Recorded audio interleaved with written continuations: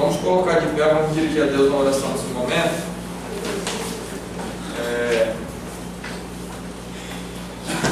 Senhor meu Deus, maravilhoso Pai, Criador dos céus e da terra, nós te agradecemos por mais um dia que podemos acordar, Senhor, podemos respirar, estamos com vida e estamos com saúde, e o melhor, Senhor, é que estamos na tua casa para aprender mais da tua palavra. Pai amado, que nós possamos aprender, Senhor, que possamos ser ensinados através da tua palavra sagrada, Senhor, que é apta para discernir, Senhor, as intenções do coração do ser humano, que penetra na divisão da alma e do espírito, Senhor. Pai amado, a tua palavra, ela age, Senhor, em nossa vida, ela é transformadora, e eu te louvo por esta oportunidade, Pai. Pai querido, que o Senhor possa capacitar a minha vida, Senhor, para transmitir o conhecimento da tua palavra, e que as nossas vidas nesta manhã venham ser mais edificadas, Senhor, mais avalizadas na tua palavra. Pai querido, que o Senhor possa abençoar a cada um que deixou o seu lar, deixou a sua casa, para estar nesta manhã diante da tua face, diante da tua presença. Recompensa a cada um, Senhor, aqueles que não vieram, tu sabes o motivo. Guarde, Senhor, aonde estiver, ser conosco, é o que eu te peço nesta manhã e te agradeço em nome de Jesus Cristo, teu Filho. Amém.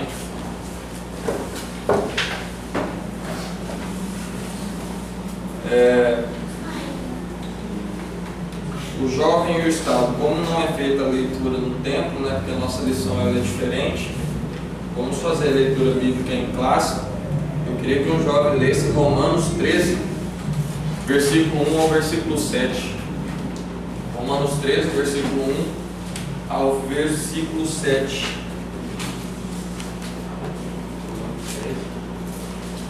Verso 1 ao 7.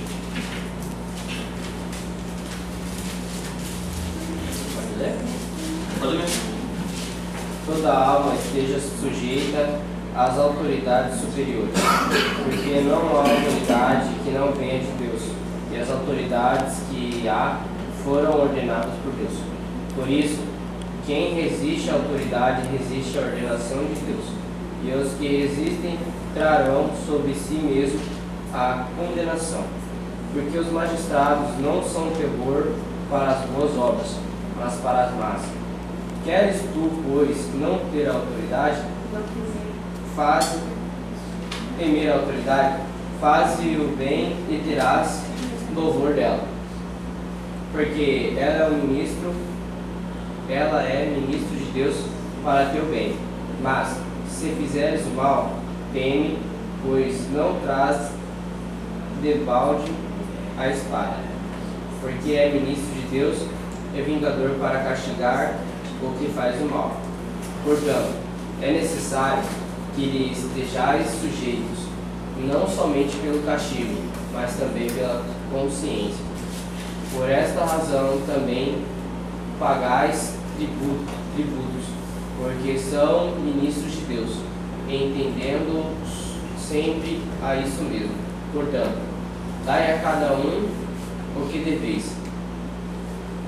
A quem tributo, a quem imposto, a quem temor, a quem honra. Eu tenho uma Bíblia aqui que ela é a linguagem de hoje, fica mais fácil nós entendermos esse trecho. Eu vou estar lendo rapidamente para nós memorizarmos. Capítulo 13 também de Romanos 1 ao 7. O título diz: Obediência às autoridades. Obedeçam às autoridades todos vocês, pois nenhuma autoridade existe sem a permissão de Deus, e as que existem foram colocadas nos seus lugares por Ele. Assim, quem se revolta contra as autoridades está se revoltando contra o que Deus ordenou. Eu quero que alguém já abra aí Êxodo 16, versículo 8, por favor. E os que agem desse modo serão condenados. Somente os que fazem o mal devem ter medo dos governantes, e não os que fazem o bem. Se você não quiser ter medo das autoridades, então faça o que é bom, e elas o elogiarão, que é o mesmo significado de louvor. Porque as autoridades estão a serviço de Deus para o bem de você. Mas, se você faz o mal, então tenha medo, pois as autoridades de fato têm poder para castigar. Elas estão a serviço de Deus e trazem o castigo deles sobre os que fazem o mal. É por isso que você deve obedecer às autoridades, não somente por causa do castigo de Deus, mas também porque a sua consciência manda que você faça isso. É por isso também que vocês pagam impostos, pois quando as autoridades cumprem os seus deveres, elas estão a serviço de Deus. Portanto, paguem ao governo o que é devido, paguem todos os seus impostos e respeitem e honrem todas as autoridades. Êxodo 16, versículo 8. A passagem bíblica aí, do capítulo 16, é uma murmuração do povo hebreu.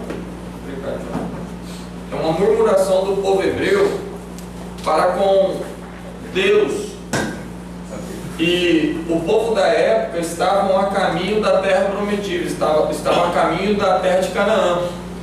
E nós vamos observar no decorrer dessa caminhada do povo hebreu que por várias e várias vezes tiveram dificuldades e provações pelo caminho, e o primeiro pensamento, o primeiro sentimento que vinha ao coração do povo era retornar para o Egito, era voltar para a terra onde eles estavam sendo escravizados, era retornar para o lugar que Deus havia libertado eles.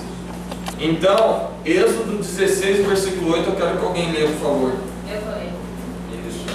Disse mais Moisés: Isso será quando o Senhor à tarde vos der carne para comer, e pela manhã o pão a fartar. Por enquanto o Senhor ouviu as vossas murmurações, com que murmurais contra ele. Porque quem somos nós?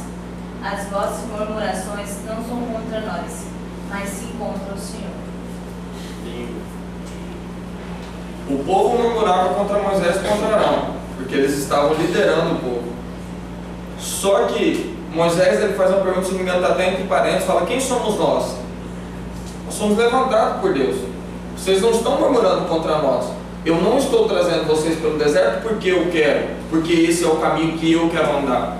É o caminho que Deus escolheu para que nós andássemos por ele. Todo o deserto, e o deserto daquela época também, tinha um objetivo, que era selecionar o povo que iria entrar na terra prometida. O povo saiu de qualquer forma do Egito, de qualquer jeito. Ia entrar de qualquer jeito em Canaã? Não ia. Então Deus, ele vai selecionar. É o que acontece nos dias de hoje. Nós eu digo ser humano, nós murmuramos às vezes com as autoridades que são colocadas, sejam elas eclesiásticas, sejam elas políticas, administrativas, nós murmuramos às vezes. E quando nós murmuramos, Paulo, ele foi bem enfático na leitura que nós fizemos hoje: toda a autoridade é constituída por Deus. Irmão Kennedy, mas como que a autoridade é constituída por Deus se eles estão fazendo algo de errado? Aí já é outra vertente de pensamento. Porque o que seria isso? Deus, ele constitui os governos. Ou seja, Salomão, no seu reinado, ele dividiu as tribos, porque não eram divididas, dividiu as tribos, para que ele, Salomão, tivesse uma facilidade em administrar na época. Então Deus, ele instituiu os governos, porque tem o presidente dos Estados Unidos, né? Aí depois do presidente dos Estados Unidos vem os governantes, né? Depois vem os deputados federais, estaduais, e isso faz com que essa hierarquização, no caso das autoridades, facilita a administração. E isso ocorre também numa empresa. Você entra numa empresa, tem um diretor. O diretor não consegue ver o que o ajudante está realizando, o que o ajudante está fazendo para ajudar a empresa dele a crescer. O diretor vai olhar para quem? Vai olhar para os gerentes, depois ele vai olhar para os coordenadores, depois ele vai olhar para, um exemplo que eu trabalhava, para os engenheiros, depois os engenheiros têm que ver os encarregados e mestres da obra que ele está. Os encarregados, por sua vez, têm que olhar o serviço dos pedreiros, dos ajudantes. Então, essa hierarquização facilita a administração, independente, seja ela eclesiástica, seja ela político-administrativa. Então, quando o povo estava murmurando contra Moisés e contra Arão, Deus falou: olha, eles estão murmurando contra mim. Moisés foi um líder, foi o libertador do povo, foi instituído por quem? Por Deus, foi Deus que levantou Moisés. Mas o povo estava murmurando contra quem? Contra Moisés? Não, o povo estava murmurando contra Deus. Então, é algo que me chamou muita atenção. Então, independente se as autoridades elas estão fazendo aquilo que nos apraz, aquilo que é da vontade do Senhor ou não, elas estão ali por uma permissividade de Deus. Há duas formas de Deus trabalhar. quando ele permite e quando ele impera. O que é impera? Quando ele impõe, quando ele manda. Ele fala, vai ser a Vivi que vai ser regente dos jovens. Deus mandou, vai ser a Vivi que vai ser regente dos jovens. Isso é imperar, Deus está mandando. Isso remete à época do imperialismo, que as coisas eram mandadas, né? E também a permissividade de Deus. Deus, ele não vai mandar Vivi ser a regente dos jovens, mas o povo ali está pensando nesse nome, Deus vai falar, eu vou permitir que ela seja regente dos jovens. É uma outra forma, né? No decorrer da lição, eu não vou ficar me prendendo em ler, porque eu estudei bastante história, vamos dizer assim, durante essa semana, para falar para vocês, porque Paulo, quando escreve a carta aos Romanos, do primeiro capítulo ao 11º capítulo, Paulo ele está falando de forma muito teológica, ou seja, algo muito teórico, né? Do capítulo 12 em diante, Paulo vai fazer uma aplicação daquilo que ele vinha falando do 1º ao 11, ou seja, do 1º ao 11, Paulo ele vai discorrendo de forma teológica, teoria para o povo entender. Do capítulo 12 para frente, Paulo começa a aplicar aquilo que ele estava explicando, né? E na época que Paulo escreveu a carta à igreja de Roma, o povo, como diz a lição bíblica, eles desfrutavam de uma certa liberdade cristã. Isso foi 57 depois de Cristo. Os estudiosos datam de 55 a 57, mas tem informação mais concreta de 57 depois de Cristo. Quando Paulo escreve essa carta ao povo, quem está reinando, quem está imperando, né, comandando o império de Roma é Nero, né? E eu não tinha tanto conhecimento, então fui buscar acerca deste homem. Quando a história nos fala sobre o Império Romano, foi um momento em que Roma, né, na sua extensão territorial e também no seu poder político-administrativo, influenciava, e não só influenciava, como Roma, ela dominava os povos que estavam ali.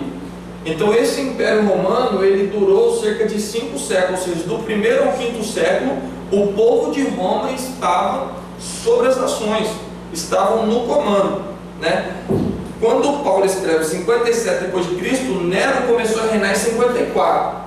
No início do reinado de Nero, o povo desfrutava de uma liberdade, tanto é que na própria casa, ou seja, ali nos deputados, vamos dizer assim, da época, nos governantes, tinha pessoas que eram cristãs e que estavam ajudando a Nero a administrar o Império Romano, né? Só que Nero deixa o poder subir para a cabeça. Nero subiu ao trono depois da morte do tio dele. O tio dele estava reinando e empossou ele antes de morrer. Quando o tio dele faleceu, Nero assume e ele está com 16 anos quando ele começa.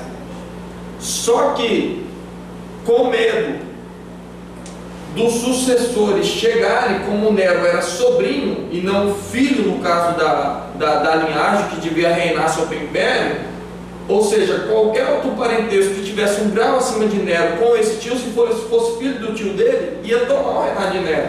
Então o que Nero faz? Nero começa a matar os próprios familiares. Então a partir daí, dos anos 60, ou seja, 57, Paulo escreveu. Paulo escreveu em 57, então o povo estava tranquilo em 57. Nero começou em 54. A partir dos anos 60, Nero começa as investidas dele. Nero manda matar o irmão adotivo dele. Nero manda matar o filho do tio dele. Aqui eu anotei algumas aqui, ó. Nero manda matar também a sua mãe, Agripina. Depois ele manda matar a esposa dele, porque ele queria se casar com outra mulher. Nero começa a fazer uma devassidão na época, porque ele queria continuar com o poder, ele queria continuar imperando. Agora vai falar para mim que é Deus. Deus estava o quê? Permitindo. Deus estava permitindo que Nero fizesse isso. E os historiadores, eles colocam que dos anos 60, ou seja, quando Nero começa a matar o povo e quando ele começa a perseguir os cristãos, dos anos 60 aos anos 313, foi a luta do cristianismo para sobreviver. Porque o povo era judeu, o povo mais forte da época eram os fariseus e eram os zelotes. Zelote que vem de zeloso pela lei judaica, né? O povo fariseu, eles acreditavam em tudo, né? Igual aos judeus, vamos dizer, menos em anjos, em seres angelicais. E os zelotes, eles acreditavam nisso aí tudo, né? Só que os zelotes, por serem zelosos, eles acabavam virando um grupo extremista, como, né, hoje o Estado Islâmico, no caso, os zelotes eram assim. Eles acreditavam, isso antes, muito antes de Jesus vir, no caso ali, sei lá, 10 anos antes da volta de Cristo, até 15 anos, 20 anos depois de Cristo, quando Cristo ainda não tinha manifestado o seu ministério terreno, os zelotes não criam que viria um Messias. Eles não acreditavam nisso. Eles falavam, nós temos que fazer justiça com as nossas próprias mãos. Então eles pegavam armas, eles matavam o povo também romano que estava no império. Os zelotes, eles serviam a Deus, só que eles queriam fazer justiça com as próprias mãos, porque eles não concordavam em pagar os impostos, que é isso que Paulo vem escrevendo no capítulo 13, em pagar os tributos. Eles não concordavam, eles falavam que se eles pagassem os impostos para o povo de Roma, o povo que estava imperando, o Império Romano, recebesse imposto deles, eles falavam, estamos servindo a outros deuses.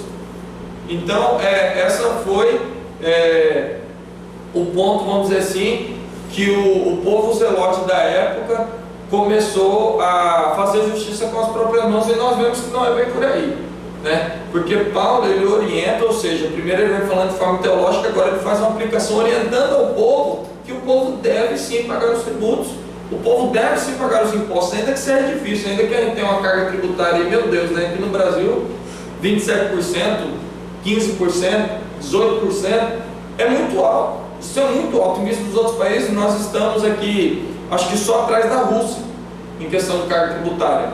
Só que se vocês forem na Rússia e verem as instalações que a Rússia tem, vocês verem o postinho da Rússia, lá, né, vai ser o hospital sírio-libanês nosso aqui, entendeu? Então, nós temos sim que pagar os impostos, temos sim que pagar os tributos. Tanto é que Jesus Cristo, ele vai falar, alguém abra aí Mateus, no capítulo 22 e versículo 21, por favor. Mateus 22, 21, leia, por favor. Disseram-lhe eles, de César. Então ele lhes disse, dai, pois, a César o que é de César, e a Deus o que é de Deus. O povo, sempre era os fariseus, né? Os fariseus, eles eram famosos por observarem muito a lei. Era considerado o povo mais sábio na lei judaica, era os fariseus na época. Então eles sempre chegavam e interrogavam Jesus, né? Para achar uma ocasião contra o nosso Nazareno. Só que quando eles perguntam sobre o imposto no caso, Jesus, ele é muito sábio. Ele fala, pega a moeda que tem aí. Aí eles pegaram, o que está aí na efígie? O que está mostrando na moeda? Não, é a cara de César. Então, vocês vão dar a César o que é de César, mas vão dar a Deus o que é de Deus. Ou seja, vocês não devem ser falhos no compromisso que vocês têm de pagar os impostos, de pagar os tributos. Vocês têm sim que fazer isso, mas vocês também têm que dar a parcela que é de Deus. O que Jesus está querendo dizer com isso? Qual que é a parcela de Deus?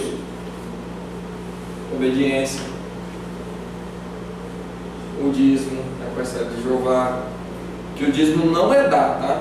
O dízimo é nós devolvermos o favor que o Senhor está nos fazendo.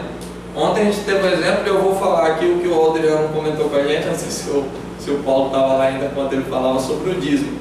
O Adriano tem um testemunho muito lindo do dízimo, eu vou compartilhar com vocês.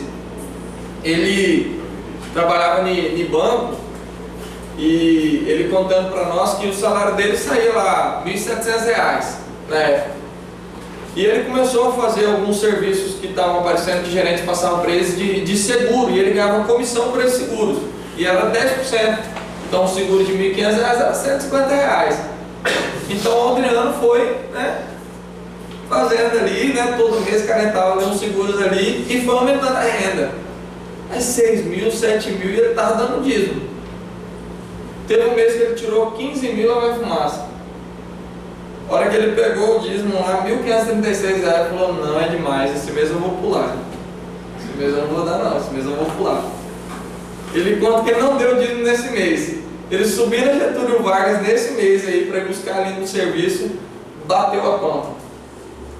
Bateu a pampa atrás do carro lá, resumindo a história. Para consertar a pampa e o carro do rapaz, ele foi guardando os tiquezinhos de tudo quanto ele comprava. Uma lata de tinta, uma massa, isso, aquilo, uma peça, um radiador, isso, aquilo. E ele foi guardando. Quando consertou tudo o carro, ele foi lá, catou tudo e fez a soma. Quando ele somou, deu R$ 1.536 de prejuízo. Valor do dízimo. Na hora, Deus, o Espírito Santo de Deus fez ele lembrar. Aí o dízimo aí, na hora. Por quê? O dízimo é nós devolvermos para Deus. Que é promessa de Deus, ele vai afastar o quê? O devorador.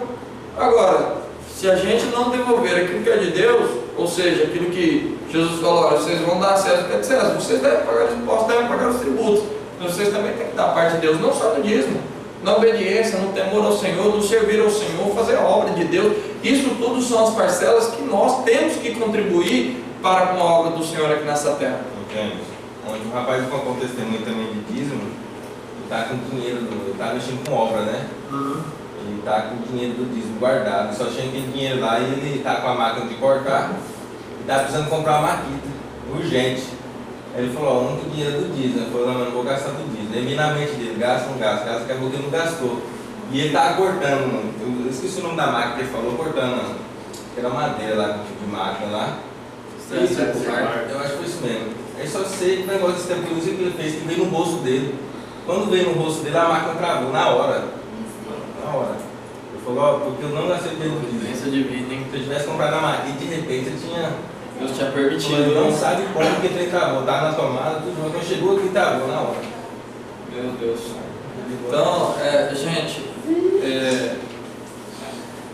é gratificante nós dizimarmos a Deus. Isso é... Olha, tem vários outros testemunhos, daí são poucos que eu falei, né? Então, nós vamos ver que essa questão da revolta do povo, né, retornando ao raciocínio da época, o povo está revoltado com o tributo que pagavam, com os impostos, é algo que vem de muito tempo. O povo não concorda com isso há muito tempo, não é de hoje que a gente acha ruim pagar os impostos, que é muito altas as taxas. Nós vamos observar que quando Salomão reinava, muito ao contrário de Salomão, o filho dele, quando assumiu o reinado, Roboão, a primeira coisa que aconteceu foi divisão. Porque Salomão já cobrava as taxas altas na época. O povo já se sentia pesado em pagar os tributos da época. Quando Roboão assumiu o reinado, Jeroboão, filho de Nebate primeiro, encabeçou o povo do norte, ou seja, as 10 tribos do norte, para dividir. Foi quando Roboão não reinou mais sobre as 12 tribos. Salomão estava reinando sobre as 12 tribos. Quando Roboão assumiu o reinado, dividiu Jeroboão, ficou reinando sobre as 10 do norte, e Roboão veio reinar só sobre as 12 tribos do sul, porque o povo do norte não concordava com os valores que pagavam na época. Então nós vemos que essa questão de impostos e tributos a serem pagos é algo que já vem de longa data, que o povo não concorda, que o povo faz evolução, que os zelotes, no caso zelotes pela lei de Deus, não concordavam em pagar os impostos e tributos para o povo de Roma, né? Então nós vemos que, ao contrário disso, Jesus, lemos aí em Mateus 22, 21, ou 21, 22, né? 22, 21, que Jesus falou que nós devemos dar assim, nós devemos fazer assim, devemos pagar assim os impostos, devemos pagar assim os tributos, né? Você fala da moeda, né? Isso, César. Na verdade, os judeus queriam colocar ele entre a cruz e a espada, né? Falar, se ele falar que não pode pagar, aí não vai ter, vamos dizer, ele vai ser impopular com nós, né? Se ele falar que tem que pagar, se ele falar que não tem que pagar, os romanos vêm e prendem ele. Isso, se ele falar que tem que pagar, no caso ele ficaria meio, vamos dizer assim, a questão dos zelotes. Nós somos zelosos pela lei de Deus, agora ele vai falar que tem que pagar para o povo romano, ou seja, é como se ele estivesse adorando ao imperador romano. Os judeus é tudo contra ele, né? Isso, os judeus iriam contra ele, mas Jesus respondendo na sua sabedoria, não, vocês vão se dar a Deus o que é de Deus, vão dar a Deus o que é de Deus, o que ele quis dizer? Não interessa se é Nero, se é Domiciano, se é César, se é o PT, quem está imperando aí, não importa. Tem os tributos, tem os impostos, vocês vão pagar sim, tem que pagar. Mas aquilo que é de Deus vocês vão ter que tirar também. E esse aquilo que é de Deus é muito mais profundo, não é só dízimo, que nem eu estou comentando com vocês. É a nossa obediência, é o louvor a Deus, a nossa adoração, o nosso compromisso em estar na casa do Senhor. Isso é uma parcela que nós devemos a Deus, né?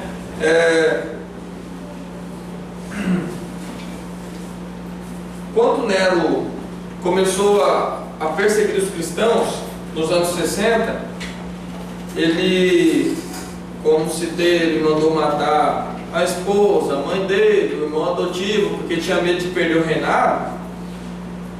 Nos anos 60, as perseguições aos cristãos ela era de uma forma mais local, ou seja, era pontual. Um cristão morria ali, outro cristão morria lá. Então, o povo não percebia tanto. Só que Nero, houve uma revolta muito grande em Nero, o imperador da época, que ele foi capaz de mandar os soldados, eles vão dizer assim, os capangas dele, botar fogo em um bairro de Roma durante a noite, botar fogo. Quando pegou fogo nesse bairro, muitas pessoas morreram, muitas pessoas ficaram desabrigadas. E no outro dia, o que Nero fez? Colocou a culpa nos cristãos. Nero não tinha ocasião com os cristãos, porque a história vai nos relatar que o povo cristão fazia culto de noite. A reunião do povo, Adriano, não era igual hoje não, que a gente sai para evangelizar na rua, entrega folheto, bate prato, sopra trombone na rua, caixa de som. Não era assim. O povo, eles estavam sendo o quê? Cercados pelo povo de Roma ali, que deviam adorar os deuses pagãos da época. Então como que eles se reuniam? Só trancado. Casa do irmão João, casa da irmã Maria, hoje é o culto. E lá dentro da casa, tudo trancado para ninguém escutar. Baixinho, quietinho, porque se o povo visse, matava. Quando Nero fez isso, ficou muito conhecido como acho que fala o fogo romano lá, que no caso foi Nero que mandou, só que para ele achar ocasião contra os cristãos na época. A partir daquilo ali, irmãos, o povo começou a ser morto de forma assim. A perseguição não era mais local, a perseguição ela era em todo o Império Romano. Então nós vamos, para vocês terem uma noção, o fogo foi colocado dia 18/7/64. Foi no verão, mês de julho, colocaram fogo no bairro. Olha só o que a história nos diz. Eles pegavam os cristãos da época, cobriam os cristãos com pele de animais ferozes, ou seja, pele de onça, pele de leão, pele disso, pele daquilo lá, para serem devorados pelos cães. Eles amarravam os cristãos, colocavam em algum local lá específico, colocavam pele de animais lá para atrair os cães, no caso, e deixavam os cães comer os crentes vivos, né? O que mais que eles faziam? Eram crucificados, porque eles não chamavam Cristo, eles falavam Crespo, um certo Crespo aí, que era no caso a linguagem dele lá. E como o Crespo foi crucificado, eles falavam, vamos crucificar esse cristão também aí. Crucificavam os cristãos, quando não, eles colocavam os cristãos em um pedaço de madeira, amarravam os cristãos de noite em alguns locais do Império Romano e colocavam fogo de noite para fazer tocha de noite, para alumiar o caminho do povo que passava. E isso, irmãos, foram os mártires da nossa igreja. Só que Tertuliano, um historiador, ele escreveu o quê? Enquanto o sangue dos mártires caía na terra, era semente, porque o povo só crescia.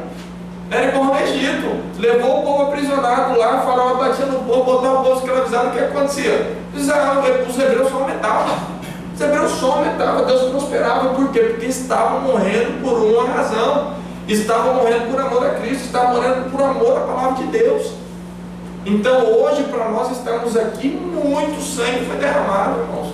Eu estou lendo um livro chamado Os Mártires do Coliseu. Meu Deus, irmão, eu não consegui passar da página 80 ainda.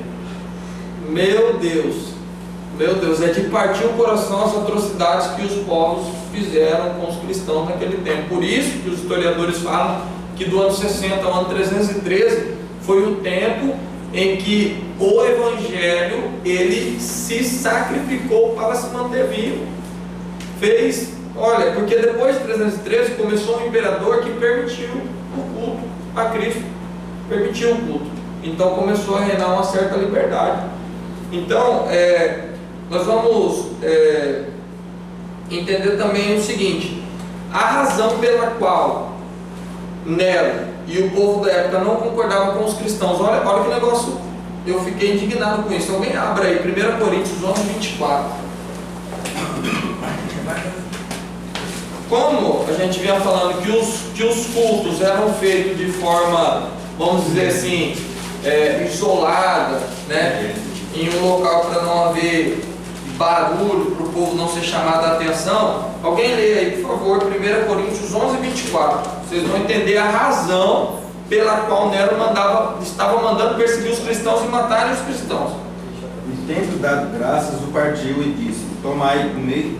Não, 1 Coríntios? Pode ler, 1 Coríntios, você mesmo, 11, 24. E tendo dado graças, o partiu e disse: tomai e comei, isto é o meu corpo que é partido por vós. Fazei isto em memória de mim. Isso aí mesmo, né? Irmãos, pelo amor, vou explicar. Pelo amor de Deus, vocês vão entender. Vocês vão entender o que eu estou falando. O povo não tinha conhecimento de Cristo, né? Ou melhor, estava com os olhos fechados para Cristo. Então tinha os judeus. Os judeus eram uma religião legalizada. Então o povo deixava que os judeus pudessem lá adorar. Só que sabe o que Nero fazia? Quem não oferecesse incenso, quem não oferecesse uma oferta no altar do império, tinha que ser morto. Só ficava vivo quem? Os judeus que iam lá, oferecia oferta no altar de Nero lá, no altar do império, depois voltava e podia adorar a Deus. Isso está meio, né, ao contrário do que Jesus falou, né? Jesus falou: não pode servir a dois senhores. Ou você vai amar mais a um, ou vai amar mais a outro. Você não pode me servir e servir a mamão, você pode servir e servir o dinheiro. Então, o povo estava vivendo uma religião legalizada na época, só que mais ou menos dessa maneira aí. Vou lá oferecer oferta no altar pagão para o imperador, que está se sentindo Deus, e depois que eu sair de lá, eu vou e adoro esse Deus que a gente serve, esse Deus da Bíblia, esse Deus da Torá, esse Deus do Pentateuco. Cheio de ritualidades. Aí, Johnny, estranhamente, esse 1 Coríntios 11, 24 foi a base pela qual Nero começou a fazer acusação com o povo. Estavam acusando, espantem vocês, o povo de Cristo por incesto, canibalismo.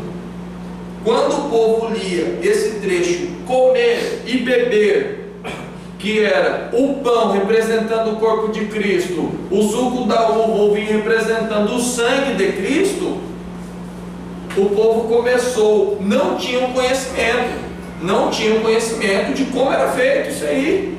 Eles não tinham conhecimento, por quê? Era um negócio escondido, certo? Então quando eles falavam comer e beber, eles falavam: vixe, estão matando os próprios filhos, estão comendo a carne dos seus filhos.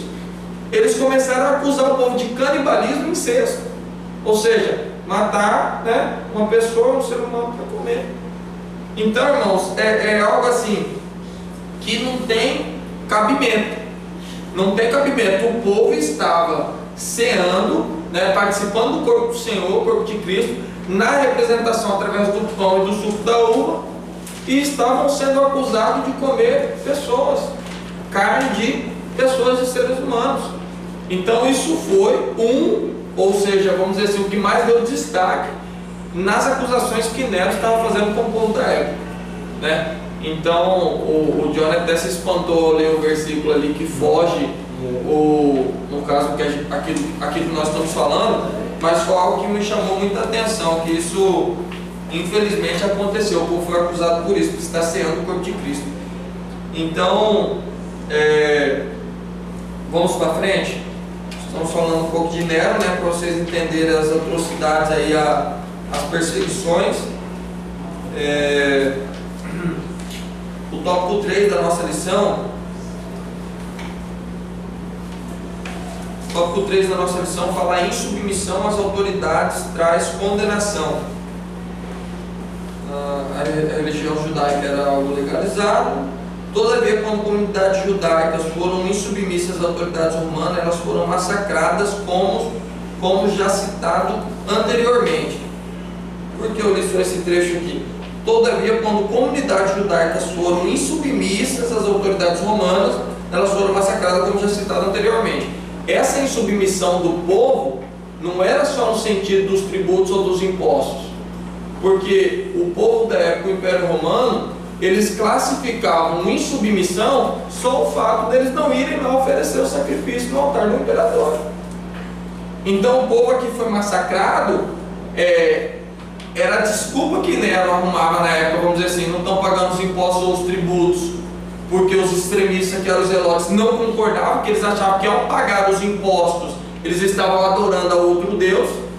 Então eles estavam errados, eles tinham que ter pago os impostos deles, eles teriam que pagar os tributos, não estavam pagando. Então esses eram mortos por esse motivo. Quando os judeus lá, os cristãos, pagavam os impostos e os tributos, eles eram mortos porque não ofereciam oferta no altar de Nero, no altar do império. Quando não, esse é outro motivo. Eram mortos porque falavam, estavam sendo acusados de comer pessoas. Então, assim, é algo espantoso, mas isso tudo aconteceu na nossa igreja primitiva. Isso tudo aconteceu lá no início, no caso do Evangelho, para que nós pudéssemos estar aqui. Irmãos, só para dizer, o que ele está falando. O povo cristão que era morto naquela época não tinha um enterro adequado, igual todos tinham um enterro, principalmente os romanos, que era muito legalista com o povo romano. Então, o cristão que era morto daquele jeito, os próprios cristãos pegavam o corpo e enterravam, só que não poderia colocar o nome da pessoa ou algo que identificasse que aquele túmulo ali era de um cristão. Então, o que eles faziam, e hoje ainda tem lá na Roma antiga, o pastor Valmir Farinelli presenciou isso e trouxe para que nós pudéssemos ver isso aí. No túmulo de um cristão era colocado o símbolo do Espírito Santo, que era a paz, ou a pomba, e assim vários outros símbolos. Então não tinha nome, não tinha nada, mas tinha o símbolo, a pomba, ou uma cruz, alguma coisa assim que identificasse que aquele túmulo ali era o túmulo de um cristão. Então, só para você ver como que o povo de Deus ele foi perseguido a tal ponto que nem um enterro digno poderia. Gente, e assim, eu falei algumas coisas aqui que Nero fazia, e eles chamavam de jogos. Na época que o anfiteatro, no caso eles levavam os cristãos para serem mortos, o anfiteatro chegava a acomodar, Adriano, 100 mil pessoas. 100 mil pessoas para ver os cristãos lá embaixo sendo comidos pelos leões. 100 mil pessoas assistindo isso aí, entendeu? E algo que me chamou muita atenção, o primeiro mártir, no caso do anfiteatro do Coliseu Romano, que foi registrado, né? Podem ter ocorrido outros que não tiveram registro. O primeiro que foi registrado nesse livro que eu estou lendo, a Bíblia nos fala que ele era presbítero, era bispo no caso de uma igreja, e ele foi fazer uma visita a outro amigo, muito longe, muito distante. Lá onde ele estava, o imperador daquela época mandou aprisionar ele lá, trazer ele para que ele fosse morto dentro do Coliseu. Isso era o mês de agosto. Só a viagem que esse homem demorou para chegar no Coliseu, ele foi ser morto dia 20 de dezembro. Só a viagem. E o livro nos dá detalhe também que nessa viagem o povo não servia comida e água para ele não. De forma assim, cotidiana, já estava escravizando. Esse senhor tinha cerca de 60, 70 anos, escravizando ele já nessa viagem que ele estava fazendo. E era o que? Um presbítero da igreja. Era um irmão na época que pastoreava uma igreja. Quando ele vai chegar na cidade, ele chega lá, o imperador está lá dominando, mandam colocar ele dentro do Coliseu, o Coliseu com 100 mil pessoas, o senhorzinho já tremendo, porque já estava velho, e ele chega diante, colocam ele diante do imperador, o imperador está num púlpito, no caso, mais elevado. O imperador chega diante dele e fala assim: olha, o senhor está muito velho, o senhor já está tremendo, o Você não tem mais nada nessa vida. Mas vamos fazer o seguinte: adora os nossos deuses e eu nem vou deixar o senhor morrer. Você está morrendo sozinho aí, ó. Adora os nossos deuses aqui e está tudo certo. Nós vamos liberar o senhor e aí o povo também vai ficar alegre, né? Aí o velhinho tremendo lá, sem comer, sem beber direito, né? Já cansado da viagem, já passado, vamos dizer assim. Ele falou para o imperador, falou: olha, para mim é um prazer morrer por amor de Cristo. Eu lanço essa liberdade que o Senhor está me dando aos seus pés, eu vou morrer por amor de Cristo. E a Bíblia o livro nos conta que colocaram ele de joelho e soltaram 3 leões no caso para poder comer. E ele foi sacrificado, morreu por amor de Cristo. E também nos relata que depois da morte dele, de madrugada, 3 cristãos foram ao Coliseu, entraram lá e pegaram só os ossos dele que sobraram para poder enterrar ele, porque não tinha um enterro, não podia ir lá de manhã pegar, recolher o corpo, colocar dentro do caixão, fazer a cerimônia, não podia não. E foram lá, levou ele para ser enterrado. Então, gente, para nós estarmos aqui, muitas pessoas sofreram. Muitas pessoas, o próprio Paulo, né? O naufrágio que Paulo passou, as prisões que Paulo passou. Quando dirá o nosso querido amigo Jesus Cristo, né? Que morreu por nós, passou tudo isso por nós, havia cruz, meu Deus, tantas outras coisas. Então, para nós estarmos aqui, é um privilégio quando nós estamos na casa de Deus, quando nós estamos diante da presença de Deus. Para nós é algo assim, inefável, algo que nós temos que dar muito valor, gente. A oportunidade que nós temos, ainda mais hoje aqui que gozamos, vamos dizer assim, de uma certa liberdade cristã, nós gozamos disso aí. A gente pode sair pregar, a gente pode ir na praça, né? Ou até libera, a gente pode entrar no presídio para pregar, caso de recuperação. Gente, a gente tem muita oportunidade. Então, muitos homens morreram para que nós estivéssemos aqui hoje. Então vamos dar o devido valor nessa liberdade que nós possuímos atualmente. Vamos para frente. Tópico 2 da lição: as autoridades do Estado estão a serviço de Deus. Quero que alguém leia aí o primeiro ponto desse tópico, por favor. Quem tem a lição? Bandieri, por favor. Vai lá, Marcos. As autoridades são constituídas para proteger os bons cidadãos. Algo recorre à tradição do Antigo Testamento e se baseia em textos que afirmam a constituição das autoridades por Deus para o exercício da justiça e manutenção da ordem na sociedade. Conforme já citado, devemos considerar o contexto de Paulo na época da escrita da carta, em que havia relativa paz no império em relação à igreja. Neste período, a igreja era vista como ramificação do judaísmo, como religião permitida. Devido a essa confusão, o cristianismo não era incomodado. Desse modo, sendo uma religião legalizada, todo cuidado seria importante para não perder essa prerrogativa e liberdade. A maior dificuldade da igreja, na realidade, era com os judeus que perturbavam o exercício do ministério do apóstolo devido ao legalismo. Portanto, neste contexto, os cristãos eram protegidos legalmente pelas autoridades romanas. Lembrando que aquilo que eu havia comentado, quando Paulo escreveu para Roma era 57 depois de Cristo. Então realmente havia uma certa liberdade do povo na época, né? Porque o Império Romano ainda não estava perseguindo os cristãos como assim o fizeram depois dos anos 60. Então depois de 60, gente, 60 foi local ainda um pouco, mas depois de 64, que foi quando Nero acusou os cristãos de terem colocado fogo no bairro, aí começou o negócio ficar feio, né? Peço que alguém abra aí Efésios 6, 5 a 8, e outro abra Isaías 11, 1 a 9. Efésios 6.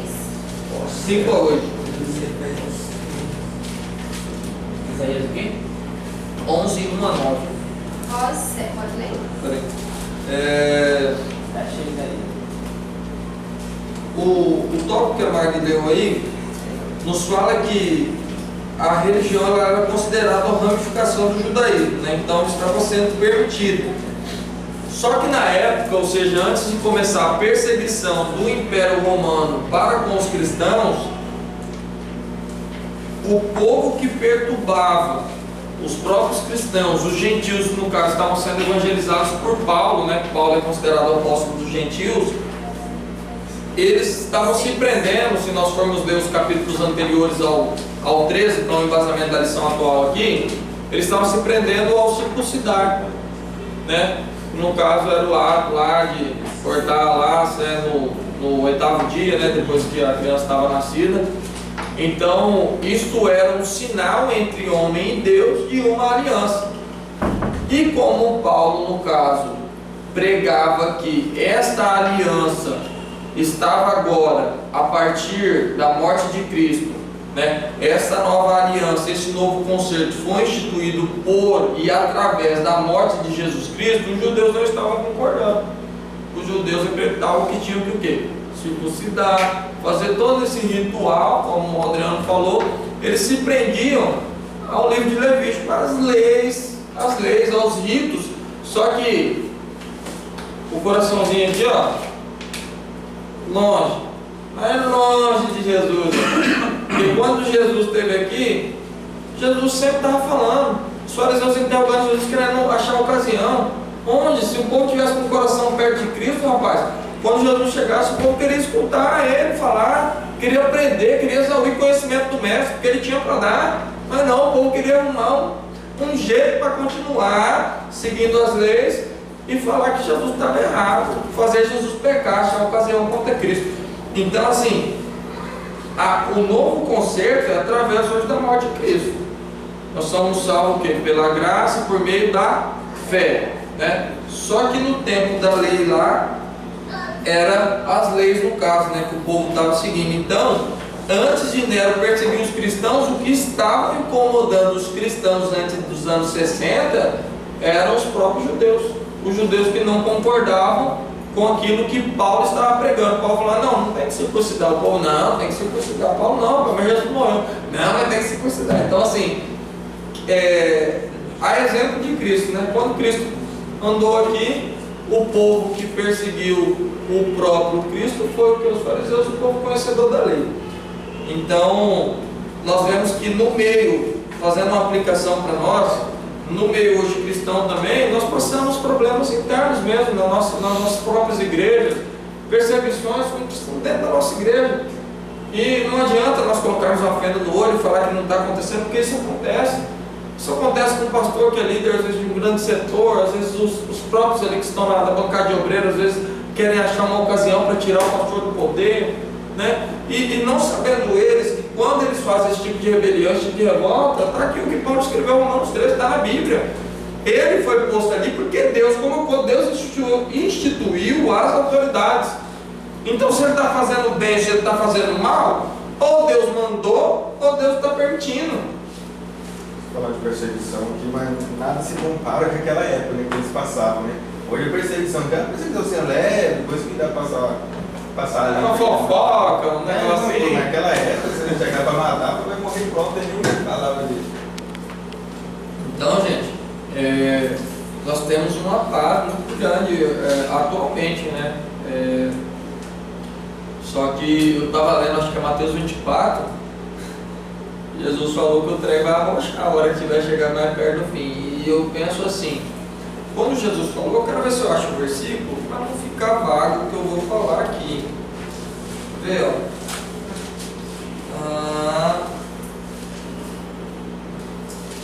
Vamos lá.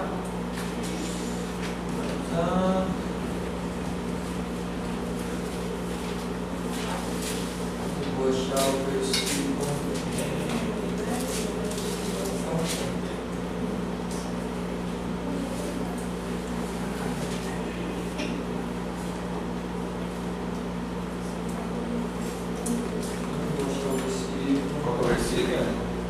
O versículo que Jesus fala que todos vão passar pelas perseguições do fim. Já Cristo falando da grande tribulação, já, no caso de pré, né? Eu acho que é Mateus 24. Mateus 24. É 24. Ó.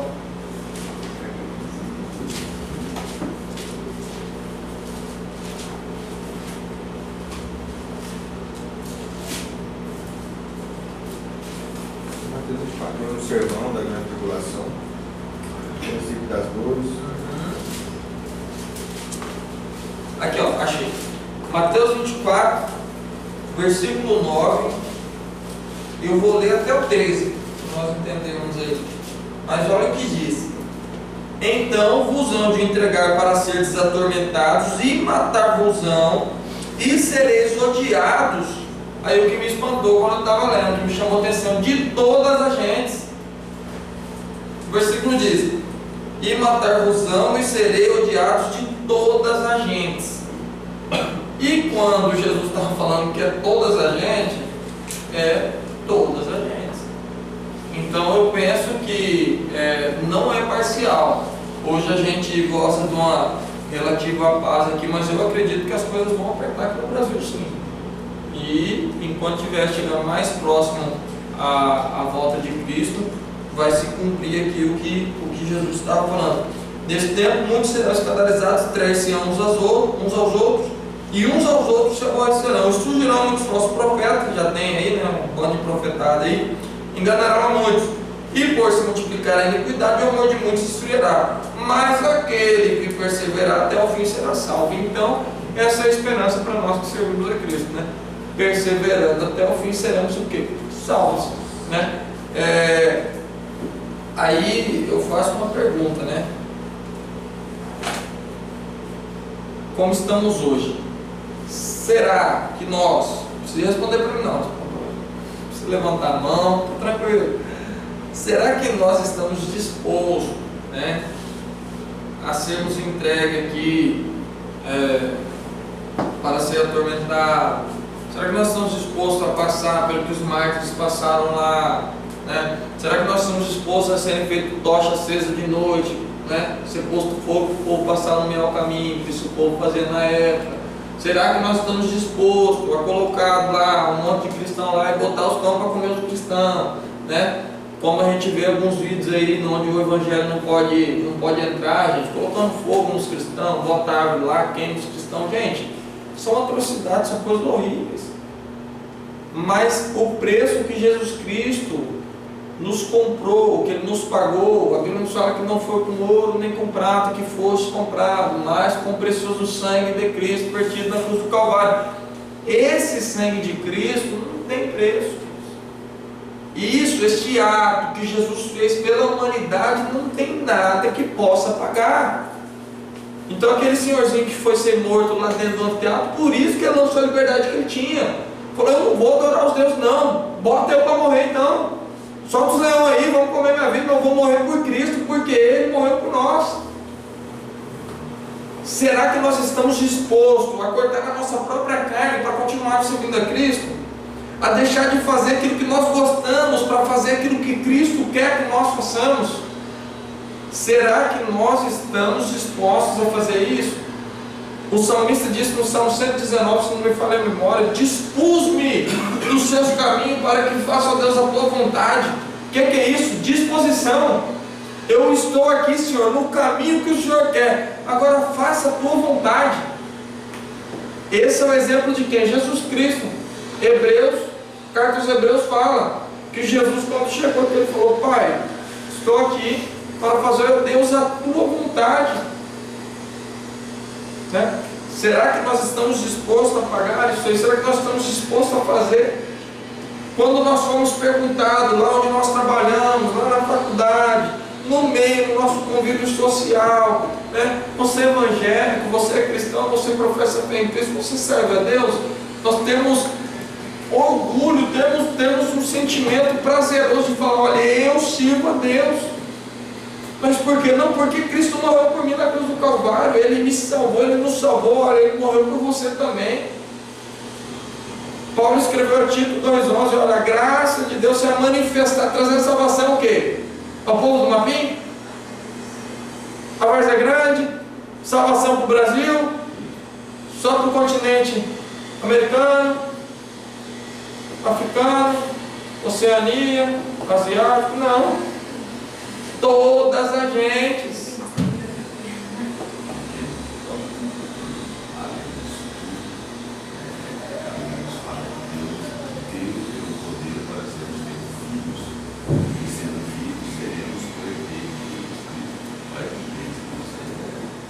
Crente mesmo. Gente, é um prazer para nós podermos estar hoje aqui na casa de Deus, né? É uma alegria no meu coração, estou até com vontade de chorar aqui, ó. Porque é lindo, irmão, podemos servir a Cristo, é lindo. O que Ele fez por nós, nada paga. Nada paga o que Cristo fez por nós. Nada paga o que aqueles homens passaram depois dos anos 60 até 313, quando a igreja ela foi martirizada. E não foi pontual depois não, depois do ano 64 o povo morria, o povo era entregado para morrer. Eu li também, o povo, Adriano colocava a família, o pai, a mãe, 3 filhos, colocava a família para ser comido lá pelos leões, para serem mortos. O que nós estamos fazendo para Cristo? Para compensar o que essas pessoas passaram. Meu Deus, o que nós estamos fazendo, gente? O que nós estamos fazendo? Qual tem sido o nosso testemunho atualmente? Quando as pessoas olham para nós, será que elas nos veem como o embaixador de Cristo? Será que elas nos veem como um espelho de Cristo, que está refletindo algo de positivo nesse mundo? É algo para nós pensarmos nessa manhã. E se não está vendo, se você está pensando com você no seu lugar aí, que você acha que tem algo de errado, então conserte enquanto é tempo. Volte para Cristo enquanto é tempo. Quando eu digo voltar, gente, o povo era muito preso ao ritualismo. Então para eles estavam servindo a Cristo, estavam servindo a Deus. Mas Deus falou pelo profeta Isaías: olha, o povo me confessa com a boca, com os seus lábios, mas no coração deles estão longe de mim. Ou seja, não adianta virmos aqui, ficar glória a Deus, aleluia, subir para o ensaio, participar da escola dominical, dar um culto de ensino, dar um culto de quinta-feira, dar um culto de sexta-feira, evangelismo, vamos para o evangelismo. E o meu coração? O meu coração, o meu devocional com Deus, eu tenho falado com Deus, eu tenho orado, eu tenho lido a Bíblia. O meu testemunho fala muito mais do que as minhas palavras. Então, qual que é o meu testemunho? Que é o meu testemunho, eu preciso falar, não preciso falar. Minha vida já é libada.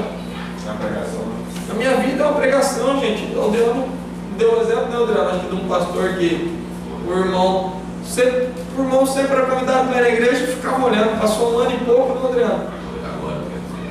Não, agora eu quero ser crente, mas por quê? Não, porque nesse ano eu estava percebendo o jeito do pastor, eu estava vendo como o pastor é. Meu Deus, irmão. Meu Deus. E se o pastor tivesse com a vida desconcertada, se o pastor estivesse fazendo coisa errada, uma alma estaria perdida. Vocês podem ter certeza que essa alma que tomou essa decisão, vendo o testemunho daquele pastor, que aquele pastor tinha, deve estar firme até hoje aos pés de Cristo. Vai ser salvo, irmãos. Porque o testemunho nosso fala muito alto. Mas fala muito alto, não tem palavra para expressar, não. Fala muito mais do que as nossas palavras.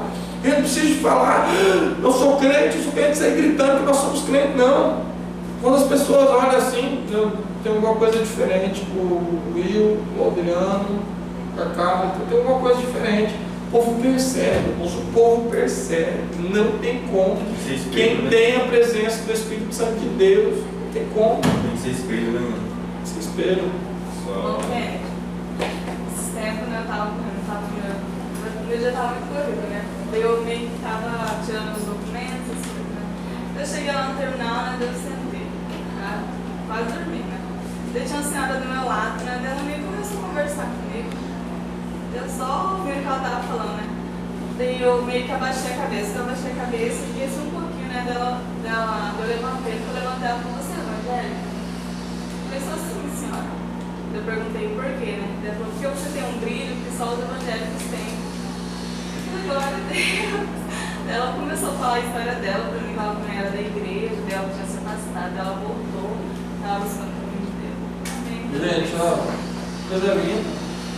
Isso é lindo. Glória do Espírito Santo. E não precisa falar nada, né? Sem falar nada. Não precisa, gente, o nosso andar, do nosso gesto, só a forma da gente falar, o povo vê, irmão, o povo vê. Porque você sai fora aí, no serviço, xinga um, xinga outro, trata o outro de qualquer jeito, fala mal, fofoca, faz um tanto de coisa, daí você tá lá no meio, lá quietinho, tranquilo, fala nada. O povo repara, o povo fala, meu Deus, tem uma paz interior nesse homem aí, ó, que não tem como. O que é isso aí? É a paz que Jesus, João capítulo 19, ou tudo com medo. E Jesus chegou, colocou no meio da casa, depois que ele ressuscitou, falou, olha, paz seja convosco. Na hora, paz de Cristo, a paz de Jesus Cristo, dá essa tranquilidade para nós que servimos a Deus. Meu Deus, esse relógio não está convertido não, hein? Vamos para frente? Todo laticínio assim. Tá. Algo muito importante, ponto 3 do tópico 2. A submissão não deveria ser por medo do castigo, né? Há duas razões para a obediência às autoridades. Primeiro, o castigo de Deus. Este está na mão do Estado, ou seja, está na mão da autoridade, que Deus ele institui o poder, como lemos lá na nossa leitura bíblica em classe, para que ele seja o que? O agente. Então as autoridades que estão instituídas, elas são agentes de Deus. Elas estão com esse poder, sim, de tomar as decisões, né? Qual que é a segunda razão para a obediência às autoridades? A consciência cristã nos manda fazer isso, que foi o que Paulo escreveu. Somos conscientes, nós servimos a Cristo. Nós sabemos o que é certo e o que é errado, né? Então, enquanto nós estamos aqui, nós temos que pagar os impostos, pagar os tributos, temos que fazer a nossa parte com Deus. Por quê? Um outro detalhe que eu quero falar antes que nós encerremos. No versículo 3, fala, ó, os magistrados não são terror para as boas obras, né? Ou seja, para aqueles que fazem as boas obras, mas para as más. Queres tu, pois, não temer a autoridade? É uma pergunta que Paulo faz. Faze o bem e terás louvor delas. Foi me dado a oportunidade para dar uma palavra coral na quarta-feira passada. Eu falei a diferença entre o louvor e a adoração. Até então eu não tinha me prendido a estudar a respeito, eu pensava que era a mesma coisa. Louvor e adoração.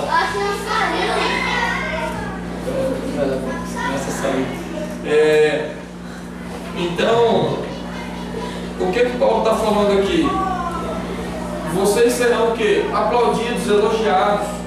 Vocês serão dignos de destaque, dignos de serem vistos quando vocês estão fazendo o bem. Por quê? Porque a justiça, ela vai atuar contra o bem e contra o mal, porque é a justiça de Deus, tanto para o bem quanto para o mal. Mas quando eu faço o bem, é claro que ela vai atuar de uma forma o quê? Positiva, né? Quando eu estou fazendo o mal, ela vai atuar de uma forma o quê? Negativa, né? Então, seremos o que? Vistos, seremos elogiados, né? Seremos dignos de ser notados. Por quê? Porque estamos fazendo bem, porque a justiça de Deus ela vai atuar ao nosso favor, né? Não vai ser para nos prejudicar quando nós fazemos aquilo que é correto. Ainda em tempo, alguém, por favor, abra aí Salmos 37, 21 para encerrar. Salmos 37, 21.